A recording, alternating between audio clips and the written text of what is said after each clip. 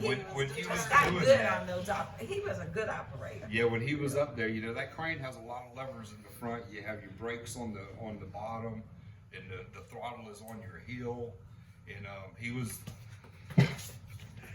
Getting them things like, operate you any know, kind of heavy equipment. It's the can-do attitude and that confidence. Yeah. You don't see a lot of that anymore.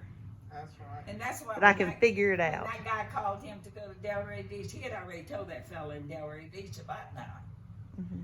And that guy says, "Well, that's just what I'm looking for." Talking into it. So when Don talked to him, and he said, "Well, this sounds good to me." And of course, our children were all gone then. It was just him and I.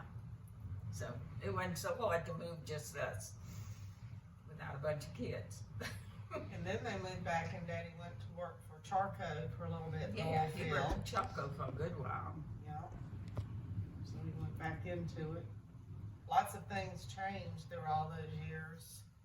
From like when he first started to the end. And you even worked in the oil field, right? I even worked in the oil Yeah, field. she did church fish I went to industries. work out at the Exxon plant when Fish Engineering came in to build the nitrogen boxes, or set the nitrogen boxes, what have you. So I was purchasing agent, and I learned, and Miss Johnny Carroll was there too. Yes, She we worked were. there too. Yes, we were. So I learned what valves were, all different kinds of pipe, just all kinds of stuff. The Exxon man there, Mr. Whipke, I'll never forget him as long as I live. I had to go get him to sign every order that Exxon was gonna pay for. And he would question me. Well, heck if I know. So I learned then, when those guys come and ordered something, I started questioning them. So when I went to Mr. Whipke, I could say, it's going here, it's gonna do this. And he would be like, okay. He was hard, he really was. But I even learned from the pipe engineers how to read their blueprints to go in there and know to order this kind of valve and this kind of valve and this kind of pipe. It was really interesting, very interesting. How long did you do that? 3 years, I probably was about 3 years. 3.5. I was the first one laid off because I was 7 months pregnant. I was the first girl laid off. Oh, that's a EOC charge these days. Speaking of an HR person, that's a nightmare waiting to happen. He, we had an older man, Mr. Was it Hughes? Was there first that worked for Fish? I think it And was then Hughes. another Yeah. guy, he left, and another guy was there for a while. He's one. He was real sweet. He says, this job's ending. We're gonna all be moving on, and so you get the first pink slip. Yeah. Okay. So I mentioned it was a culture shock going back to Morgan City. Talking about, that's what this discussion is supposed to be about, is the families that migrated here. Mm-hmm. It actually migrated back away with the oil field. So we ended up going back to Morgan City, but we went from J High School to Morgan City High School. I had like 300 kids in my class. Where you had like 60 here. Yeah, there was like 60 here. And not only that, Probably but 300 in the whole high school. that school had just got integrated like 5 years before that. So they were still having racial fights. And here we are at this big, huge school to us, and they're fighting in the halls. And it was kind of scary to me, because I wasn't a big guy by no means in high school, and I still don't know how to fight good. So it was definitely something that we wouldn't have seen at J High School.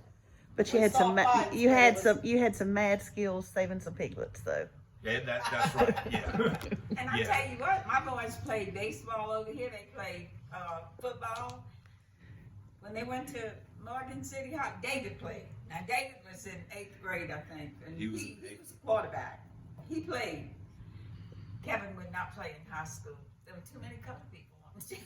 There were too many. I probably wouldn't have made. Because I asked him, I said, why don't you want to go out? Because they had played. So much bigger and The biggest school, I think it just scared them off. I don't think it was just because of the black people. It's just because of the, Now, the size of the David's school. school was 7th and 8th grade, so it was just 2 grades. Right. You know, his wasn't near as big. He didn't go into that big thing until he got up into high And school. with our J Florida accent, the black kids weren't very fond of us. yeah.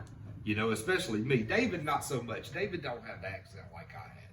But You you know, had I that had a- mixture of the two. And, Yeah, I had a more of a Cajun accent probably when we came to Jay, and I definitely had more of a country accent when we went back to Morgan City. So, you know, everybody in Morgan City thinks that I talk like a hick. Everybody in Jay thinks I talk like a Cajun, and it's like I don't know what I talk like. That had and But, how but the black boys didn't particularly like my accent at all at Morgan City High School. and how old were you when you went back? I was 14. It was 14. So that had to be hard to I think he to was, be that age and adjust. Yeah, 14 or 15. But you got to understand also, when I was 15 years old, I looked like I was 12. Yeah. Yeah, and That makes it even but yeah, harder. it was a culture shock for sure. But You I know, think we being- brought a bunch of the Louisiana culture here. All of us Oilfield Yes, I think people. so Crawfish too. and gumbo and all that good food. Smoked oyster roll. When we came back the second time, I used to volunteer a lot in the schools. She knows that. I sat in on her phonics class one time. Remember that? I think that's when you taught 3rd grade, I believe, or something. I didn't You had a phonics class, didn't you? in kindergarten. But it was in kindergarten, and I went and sat in on it.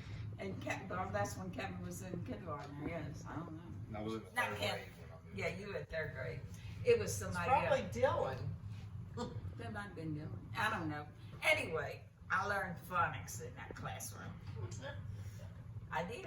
I really. But anyway, I used to volunteer when we came back. Monica was in like 5th grade, I believe. She was in Louise's class. And anyway, they wanted me to do something Cajun. So I said, Louise did. So I said, I tell you what I'll do. I'm gonna make jambalaya. And I said, it's my mother-in-law's recipe, because she made pork chop jambalaya. And I haven't made it in years. But anyway, so I made all the jambalaya. I told them how I did it, but I made it ahead of time. Brought my rice cooker with me, because you have to mix it with the rice and let the rice cooker cook it. So they thoroughly enjoyed it. And I had made potato salad to go with it. So that class ate really good that day. But I gotta tell y'all a little something. Louise called me yesterday. Louise called me and she says, Marlene, I forgot how you made that pork chop jambalaya that you made way back when she was teaching 5th grade. Now she's retired. And I told her, she said, I couldn't remember whether you put onions in it or not. I said, yes. I brown the pork chops on both sides, smother them in onions, make a gravy, then I take them, let them cool, take the meat off the bone, unless you have boneless pork chops, and then put it in the rice cooker. She doesn't have a rice cooker. I said, you don't have a rice cooker? She said, well, no, we don't eat a lot of rice like you do. I said, there's not a Cajun in Louisiana that have a rice cooker. Well, you look at all these TikToks now, and there's like a certain pot, like a braising pot that's an Aluma something that everybody in South Louisiana I has. got one of those too. And you can like find them on Amazon. It's so funny. Yeah. So I tell her, I said, well, it'll probably work if you just put it all together, you know, don't put it on too high. But I mean, mostly it's done with a rice cooker, you know. But anyway, she made it. I don't know how it came out. I'll have to call her and ask her. I said, Louise, it's been years since I made that. I haven't made it in a long time because I don't cook a whole lot anymore. When I used to, I mean, when Don was alive, I cooked. Now I don't have just me to cook for. I don't cook a lot. She don't cook for us very much. No. Rice. I used to cook with him all the time. But anyway, that's our story and we're sticking to it. Yeah, We fell in love with Jay. Yeah, my business partner was from North Louisiana in Orlando, and I'd always said, "Who cares about the price of rice in China?" And he would laugh at me. He said, "It's not rice, it's eggs. Who cares about the price of eggs in China?" And I said, "I guess I'm from South Louisiana. We're more concerned about the price of rice."